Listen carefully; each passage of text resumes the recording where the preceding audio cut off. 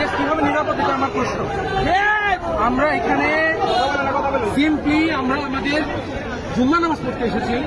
আমাদের রাজনৈতিক প্রোগ্রাম আরো পরে নামাজ পড়ে বের হওয়ার সময় শুধু হামলা করা হয়নি, হকি স্টিক মারা হচ্ছে অলরেডি। কেন মারা হবে এখানে? হকি স্টিক কেন আসা? এটা আইন মন্ত্রীর এলাকা, এটা অ্যাটর্নি জেনারেল এলাকা। তারা সংবিধান থেকে এটা কোন সংবিধানের নিয়মের মধ্যে পড়ে যে তারা গায়ে হাত তুলবে আমাদের?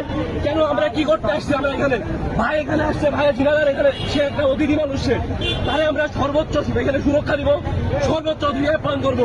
সেই জায়গাটাতে আসছে কেন আমাদের এখানে লাঠিচার্জ করা হচ্ছে? আমাদের এখানে দেখা হচ্ছে আমাদের আগে পর্যন্ত এখানে 2 গাড়ি পুলিশ ছিল, আমাদের ঠিক আগে পুলিশ করে নেওয়া হলো। এখানে কোনো প্রশাসন ছিল না।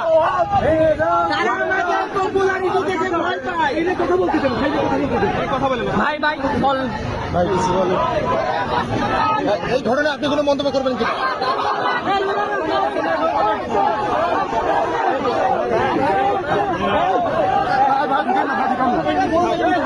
ঠিকান না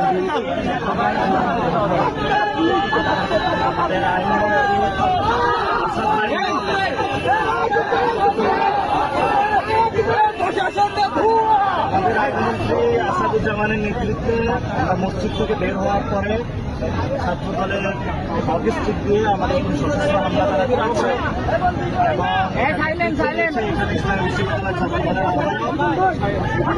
আমরা মনে করি যে ডিরেক্টলি তত্ত্বাবধানে হয়েছে আইনমন্ত্রীর বিচার